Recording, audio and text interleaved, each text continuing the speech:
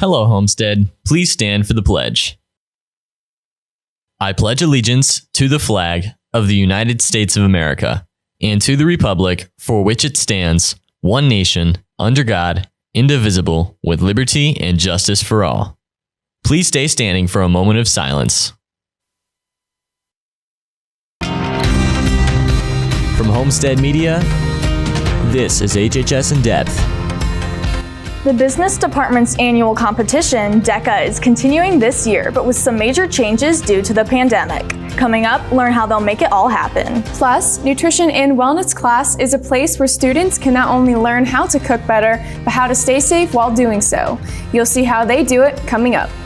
Those stories and more straight ahead. Thank you for joining us today. I'm Carly Flanagan. And I'm Jenna Lane. And Carly, it's finally March, and it's so great to be in the studio with you today. Yes, the spring break countdown is on. Well, you probably have heard of DECA, the popular business competition over the years, but during a pandemic, the question is, Jenna, how is it continuing this school year?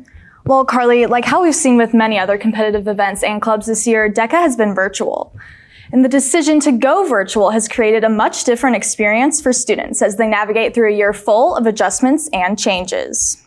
DECA involves a lot of travel for students, and so the state decided that there's no way we'd be able to spend the night and without all the travel restrictions. So because of those things, they knew they were going to have to be a virtual state, so they decided to have virtual district to get students prepared for the virtual state. So everything from the competitions to testings to even award ceremonies are completely virtual, so that's kind of been something we had to adjust to. With DECA being online this year, Homestead's members have had to adapt to the new setup and deal with a variety of new changes coming their way. Well, there's definitely the advantage of the multiple attempts you get to make or recordings you can make of yourself, and you're not really scared of the judges that are in front of you. But there's definitely the disadvantage of the social aspect, and you don't get to be with all your friends. You have to be here in this auditorium instead of getting to be in Indy and the cool hotels and stuff. Virtual, you have deadlines. There's been a lot of deadlines that have come up for students, and they've had to watch the deadlines and make sure they have their things submitted correctly. And then we've had some submission problems with like YouTube submissions, and so we had to deal with a few of those things. This year has been anything but normal, but students hope that next year DECA will be able to resume its in-person competition. Next year's going to look awesome because students are going to be able to get involved. I'm hoping to get a really large group going again next year. And then the state competition, we'll look forward to going to Indianapolis, being able to explore the city. And like always, we're looking for a big group to go to the national level again. So that's our goal for next year. Hopefully, I would really want everything to go back to normal because I think one of the best parts of DECA is being able to, have that experience in Indy, and then of course, when you consider like the international level, going on like that trip with your friends. So I would really hope that we are able to do that, but it all depends on COVID. I mean, of course, I hope that DECA will be back in person next year because, it's a great experience. And I'm definitely looking forward to just hanging out with my friends in the hotel and having a good time. While this year has certainly had its challenges, DECA students have still seen a tremendous amount of success. Congratulations to all of the students that have moved on to DECA's international level, and we wish you the best of luck as you continue on in the competition. It has been a pretty somber few weeks here at Homestead since we lost one of our own in a senseless act of violence 2 weeks ago. The Fort Wayne community came together over the weekend to honor the life of a former Homestead student who was shot and killed. Services were held at the chapel last Saturday for 19-year-old and 2020 Homestead graduate Joshua Cooper. Back on February 17th, Cooper and 2 other young men were at a Shell gas station on State Boulevard when a man opened fire on the 3 teens. 19-year-old Anderson Reddick was also killed in the incident. 20-year-old Jalen Rice is still in the hospital fighting for his life. The suspect, 32-year-old Joseph Bassard, faces 2 counts of murder, 1 count of attempted murder, and other charges of aggravated battery and criminal recklessness. Did you miss the boys' golf call-out meeting? Make sure you contact Coach Mazok and express your interest in trying out for the team. Stop by the athletic office for further information. Seniors, if you or your parents would like to purchase a senior ad, please go to yearbooksforever.com for details.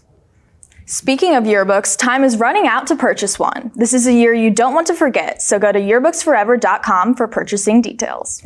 Interested in participating in Unified Track? There will be a call-out meeting in room 937 today, right after school. The meeting will be brief.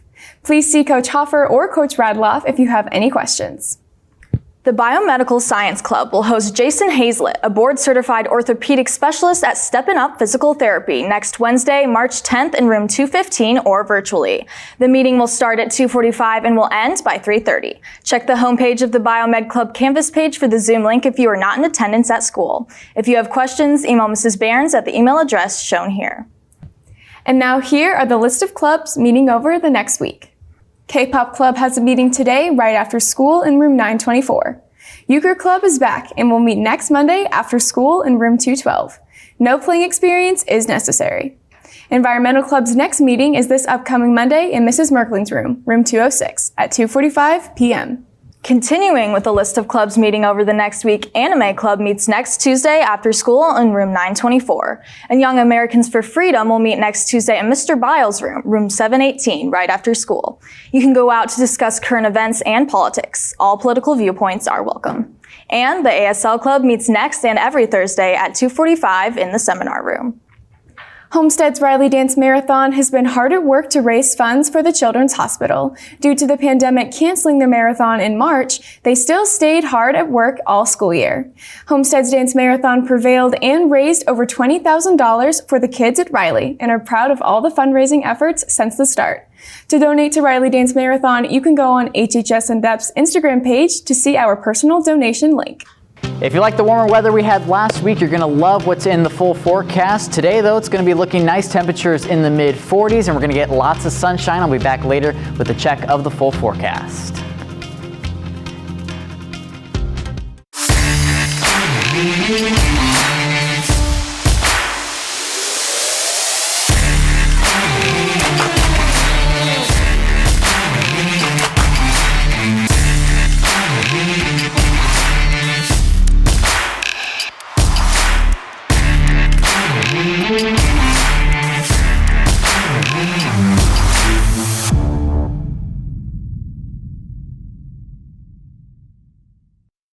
You're watching HHS In Depth with Jenna Lane and Carly Flanagan. Welcome back. HHS In Depth reporter Jacob Bashford joins us now with a story over the popular nutrition and wellness class here at Homestead. Jacob, what is it about the class that draws students into taking it? Well, Jenna, Nutrition and Wellness is a Homestead cooking class that many students take each year. Aspiring culinary students hone their skills each day at high school. I teach Nutrition and Wellness, Advanced Nutrition and Wellness, and Intro to Culinary and Hospitality for the 3 food classes that are currently offered here at Homestead. In Nutrition and Wellness and Advanced Nutrition and Wellness, that's a course where we focus on safety and sanitation, all the kitchen basics, and really getting into, what nutrition is. Students who take the class also spend some time in Homestead kitchens learning how to make certain foods and meals. We spend typically about 1 day a week in lab, just depending on what the food is that we're making. Sometimes it can be 2 or 3 days a week, but we generally try to tie every single lab that we do with the concept or topic that we are learning about in the classroom work, and then the kids have the opportunity to go apply those skills in lab themselves, and they get to then sample that food. While students get to have fun and cook, they're also taught very important parts of cooking, such as the safety protocols that need to be taken. We've always in the foods class stressed on proper safety and sanitation, which includes hair back, washing hands, cleaning all utensils, cleaning your workspace after you're done, cooking to proper temperatures, storage, and all of that. But in addition, with COVID, I've had to utilize some more kitchens to make groups of 2 or 3 students versus 4 or 5 that we've done in years past. Mrs. E encourages students to take Nutrition and Wellness to learn how to cook and stay safe while cooking. Reporting for HHS In Depth, I'm Jacob Bashford. Let's get another check of that forecast. Ashton Hackman joins us now from a brand new location. And Ashton, this week is a great week to debut some of our new weather graphics. What's in store for us this weekend? Yeah, hey guys, a great week to debut some cool new graphics that we have here. Lots of things that we can do. I first off want to talk about snowfall. We are still in winter. We've had a lot of talk about spring, but this winter was pretty much average. We picked up 30 inches of snow this season. It might not have felt like that with all the doses of snow that we had, but we were pretty much average. Spring, though, it's here. Let's put winter in the back seat. As we continue on with our forecast here, temperatures, they're going to get warm. We had warm temperatures last week, highs in the 60s. This week, though, we're going to have temperatures in the mid-60s, so we're only going to get warmer, and our rain chances will increase with that. But I wouldn't put winter away just quite yet, as there is still some snow chances in the extended forecast. This weekend, though, boy, is it looking beautiful into next week. Highs in our area in the upper 60s, so get out and enjoy that sunshine while you can. Today, though, temperatures in the mid-40s, lots of beautiful sunshine. Get out, get some exercise, walk the dog, beautiful weather for that. And this weekend, not looking bad either. Temperatures in the mid-40s on Saturday, and we get up to near 50 on Sunday. And it only gets warmer for there. I'll be back later to break down the full forecast. All right, thank you, Ashton. The Homestead Rube Goldberg team has high hopes going into state with only one more week to prepare beginning on Monday. HHS in-depth reporter Andre Sentlever is in now to bring us some more attention to this committed group of students. Thanks, ladies. An after-school activity takes place here, Rube Goldberg. Now, while you may have made one back in middle school, this Rube team takes it up to a whole nother level. Rube Goldberg is a competition where you take a simple task and create several long and drawn-out steps in order to complete it. And this year, for our 2021 season, ours is to shake and pour a box of nerds. Well, different teams get together to create their own machine, and they're graded on their story, their artistic style, how their machine works, and whether it's able to go through all the steps without them having to come in and bump it or start a step over. Even through a pandemic, the team stays strong and focused on the challenges ahead, though this year will be different from machine requirements to competitions. Competitions this year, since all the worries with COVID, we're going to do it strictly online. So instead of most years where we created our machine in sections, this year we have the freedom to build one large machine since we don't have to move it out of the school. I want this club to continue on after most of us graduate because most of the participants here are seniors. So if more sophomores and juniors would like to join before our season ends this year, we would love to have them. Up until March 10th, we're still going to be in room 945 in the Freshman Academy working on the machine, and eventually we'll start painting it. So if anyone is really good at painting, we would love to have them as well for at least the last 2 weeks. If you're interested in joining the Rube Goldberg team, feel free to contact Jose Guzman at the email below or check out the Instagram page shown for more behind the scenes. For HHS In Depth, I'm Andre Saliver. Carly and Jenna, back to you. All right, thank you, Andre. And now here's HHS in-depth reporter Roland McMillan with a story over the Homestead Lost and Found and how some items that are never claimed are donated to those in need. The Lost and Found is a student service that needs absolutely no introduction, being one of the main resources that reunites misplaced belongings to the rightful people and donates useful objects to those in need. Many students, however, are still scratching their heads and asking themselves questions about our own Lost and Found, including why uncollected items get subject to donation. The lost and found things that we have kept for quite a long time. So when I put them on the tables, that's just stuff that students did not pick up in my office. So I put them out on the tables, and then we have to have a cutoff point eventually, or we would just have rooms full of lost and found items. I have quite a bit of stuff left after the end of each school year that we donate. Most students are completely aware that their lost stuff can and will be donated at the end of each week. However, what students do not know is that any object that is donated can end up in a couple other places before it's donated to any nearby consignment shops in the Allen County area. We donate things to basically 3 different places. Some of the stuff goes to Mrs. Merkling for her environmental sale. There's a few articles of clothing, such as pants, jeans, and some types of shirts we keep in the clinic if students need to have a change of clothes. And then if I don't put things in those 2 areas, then I take the other items to Goodwill or to one of the other thrift stores in town. It is most important that you keep track of your personal belongings. However, if you do misplace something, it's important to check with all of your classes before you go to the main office just to locate something, as many teachers will hold on to objects for you before they turn it into the office. Otherwise, if you wait too long, you may never see that personal object ever again. Reporting for HHS In Depth, I'm Roland McMillan. Next in sports, the boys basketball team started postseason play with an impressive opening victory over Huntington North this past Tuesday, and some individuals placed highly in the boys swimming and diving state championship last weekend. Caleb's in next with sports. Stay with us.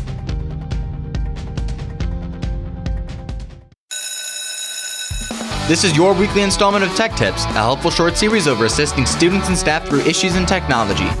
For the students seeking more software to learn and tinker with, the Software Kiosk is your best friend. From professional video and audio software to 3D editing and coding tools.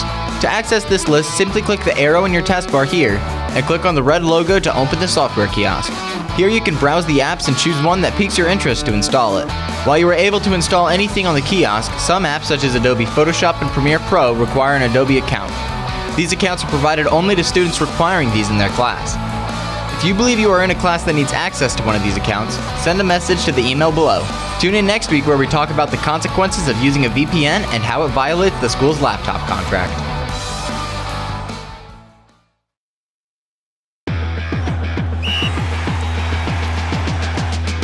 Welcome back, I'm Caleb Wood. A lot of postseason activities over the last few days, starting with boys basketball. The postseason road to Banker's Life began on Tuesday out at Columbia City High School for the boys sectional tournament. Spartans versus the Huntington North Vikings. Junior Andrew Leeper hits the 3-ball right out of the gate while also leading the team in rebounds. The Spartans are really able to stop the Huntington North offense in the beginning. Then Luke Goody back-to-back slam dunks. Fletcher Lawyer makes it look easy from beyond the arc. He put up 28 points Tuesday night. Again, Fletcher, the sharpshooter, top of the key. He sinks the shot. Spartans up 34-19 at the half. Second half, the Spartans would continue to rack up the points. But here's one for the highlights. Goody to Leeper, slams it in. Andrew Leeper with the dunk. Homestead getting the victory 62-37 over the Vikings. The Spartans advance to the sectional semifinals tonight against Southside. Congratulations to the Homestead gymnastics team on their sectional win last weekend. Sophomore Gina Zarilli won every event for the second year in a row. They will be competing at the Huntington North Regionals tomorrow.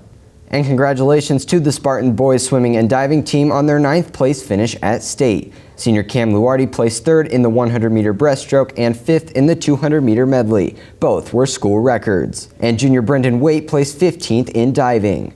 That's all for sports. Be sure to follow The Locker Report on Twitter and Instagram to stay up to date on all the postseason action this weekend. Ashton has a final check of the weather when we come back.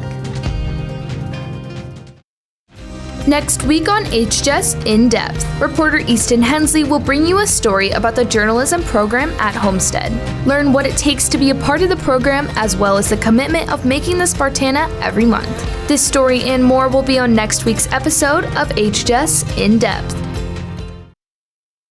Get out and enjoy the weather this weekend while you can. Highs in the mid to upper 40s and we remain dry. Rain chances increase by the end of the week, but take a look at those temperatures. Highs in the mid 60s, guys. All right, thank you, Ashton, and thank you for watching today. The boys basketball team is back at it tonight in the sectional semifinal play as they take on Southside at 6 p.m. You can listen to the game on the Point 91 FM or online at wcyt.org. We'll be back again next Thursday. Have a great weekend.